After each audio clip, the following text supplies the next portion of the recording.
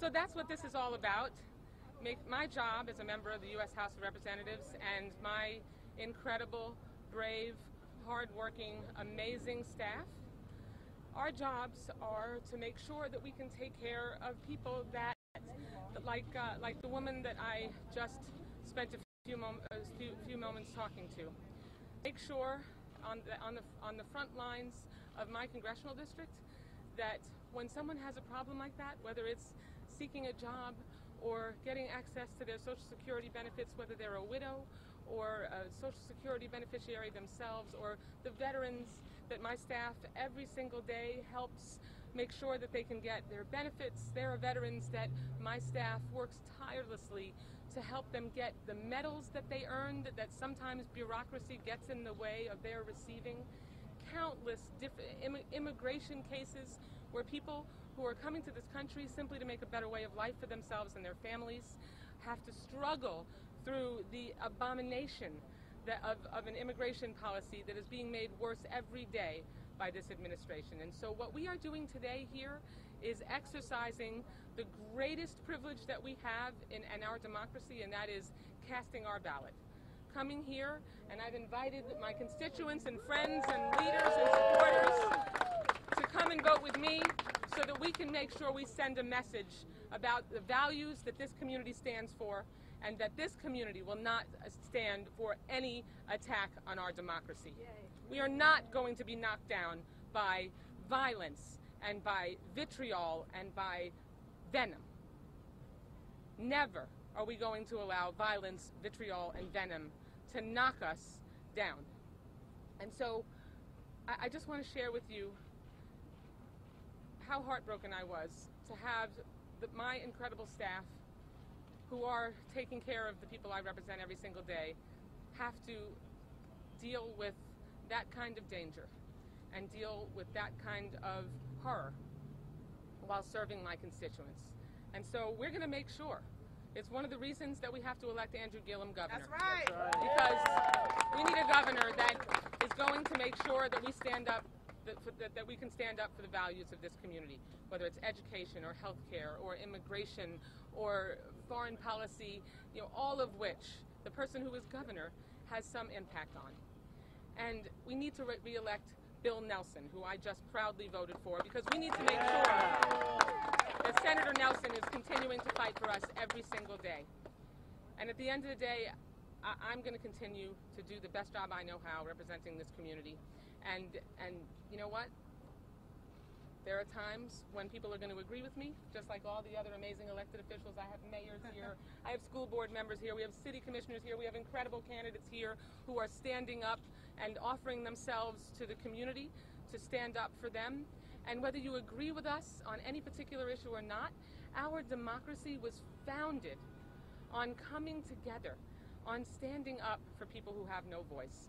And that's what I'm going to continue to do. That's what we'll all continue to do every single day. We're Democrats, and it's Democrats that are going to make sure that we can establish reestablish some sanity and some balance and some unity to the way decisions are made in this country and in this state of Florida. So thank you so much.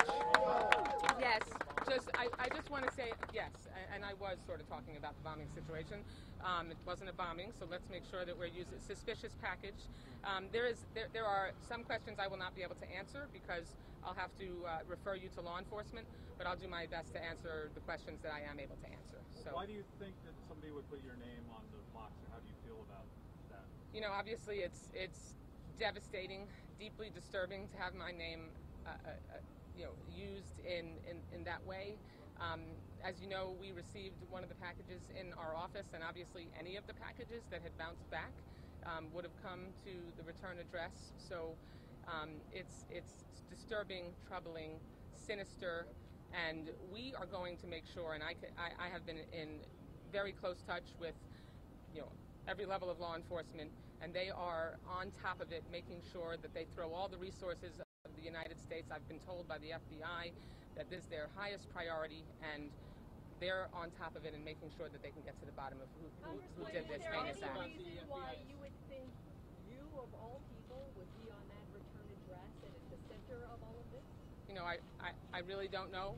All I know is that an attack on any one of us, the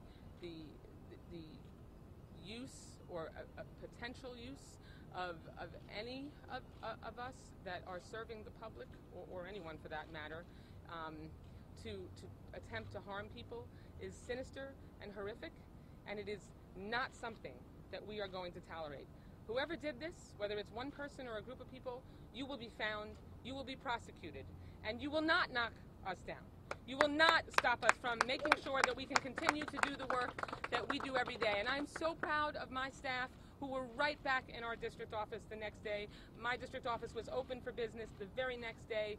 We did not change our schedule, and I'm so lucky to have the people working for me that I do, and my constituents are as well. Have you had any recent threats to your office or yourself? You won't be intimidated by this. Do you think this was an intimidation factor ahead of the midterm elections? You know, it's very difficult to know what someone who is clearly insane and who was that much of a madman, madwoman, whoever it is, that anyone that could do this, it's impossible to ascribe motives. It's sinister and evil, and they know that they need to understand that they will be found. Have And you they will be had any prosecuted. recent threats, Congressman? Ari? The president's response to all of this, what do you think? I'm sorry? What do you think about the president's response to all of this? You know, this is a time when no matter what your political persuasion is, we need to turn the volume down. We need to have a civil discourse. We need to be talking with one another. I regularly reach across the aisle to my colleagues, work with them on a daily basis, play softball to help breast cancer survivors on the same team as my female Republican colleagues, because they're not the enemy, and none of us should be treating our opponents like they are the enemy. And every one of us should lead by example. Have you had any recent Yeah. threats? I'm sorry? Go ahead. No, you? Brandon, Sorry. Has your security changed in any way since all of this has happened? What can you share with us about that? You know, we're making sure that that we have the utmost safety. That we're working with law enforcement to ensure not only that I'm protected, but that my constituents, who I interact with every day, are protected, and my staff is safe. And so I can't get into the details, but there are certainly safety measures being taken care of. Have you had any recent threats before this happened? That's just not something that I can talk about. Can you walk us Has through the finding threat the level actual gone? Have you package? had more threats than usual? Again, I really can't get into the details like that. I'd refer you to law enforcement. And the other thing I want to, I'm sorry, if I can grab my staff, we do want to make sure that we give the FBI tip line. 1-800-CALL-FBI. Yeah, so what we do want to make sure we get out there is that this is an ongoing active investigation, and what the FBI has asked us to do is encourage people, if you see something, say something. Please make sure that you contact, no detail is too small or seemingly insignificant. 1-800-CALL-FBI if you have any information that you think might be relevant. Yeah, Joan. about your reaction learning that some of the focus is now on South Florida in this package investigation? I mean, it's sickening that this could be happening anywhere, but obviously being a representative of this community and being a person who is of this community, raising my children in this community, it's gut-wrenching. It is gut-wrenching. I can't imagine. I just can't imagine that anyone would do this. And we are going to make sure, and I know law enforcement is working 24/7 to get to the bottom of this and bring this person to justice Can and you catch give us them. a little insight about what transpired? Take us into your office when your staff found it. So I can't go into a lot of detail, but we did receive a suspicious package in our office, and my staff, who is trained to be able to recognize when we get a suspicious package, did exactly the right thing, followed the procedures, and obviously when you have a suspicious package come to your office and you have staff who has handled it, and you realize that there is potential danger, it's frightening.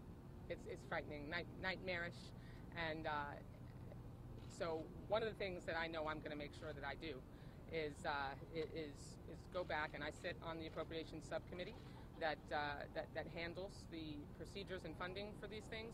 We have to make sure that we go back and add even more screening and protection for the people that are helping us do our jobs every day. You're obviously very emotional. I can see the tears in your face and the pain and the anguish. The rhetoric in this country has gone off the rails. President Trump sends out a tweet and everybody goes crazy. Do you think that the rhetoric needs to stop? Do you think he has any role in somebody trying to do evil maybe feeling like they have, the way to do it now, the means, because he sort of instigates it?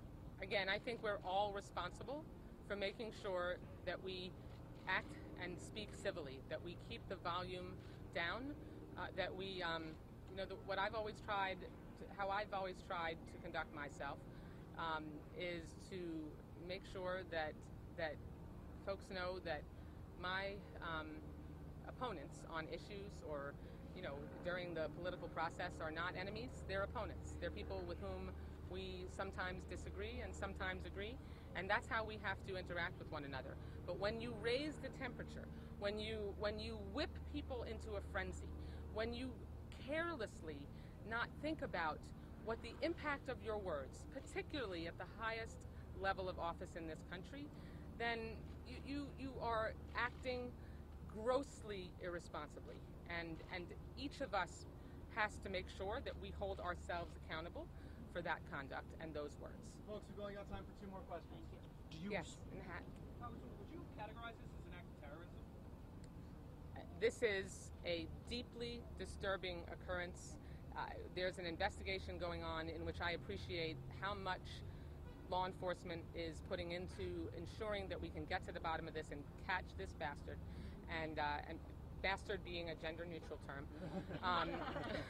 and make sure that they can be brought to justice, and make sure that we can do things exactly like what we came here to do today, just like we do as Americans every day, exercise our rights, cast our votes, make sure that we elect people who are going to live by the values I've been talking about here this morning. One more. You called it a Tony? suspicious package. Yes. Was it a bomb that arrived in your office, and were you That's present when it arrived? That's a question that I have to refer to law And enforcement. were you present while the package was in your office? When the package was received by my staff, and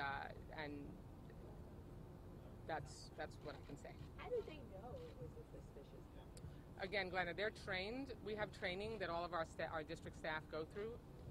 The mail in D.C. is screened off-site, but our district staff have training in which they are taught to look for signs that, and then they're also taught to make sure that they go, that they're very cautious and, they don't just shrug things off. And so, again, I'm so proud of my staff for recognizing really right away that this was suspicious, feeling concerned about it, and taking the appropriate steps to make sure that on their end they could have it handled and get guidance on it.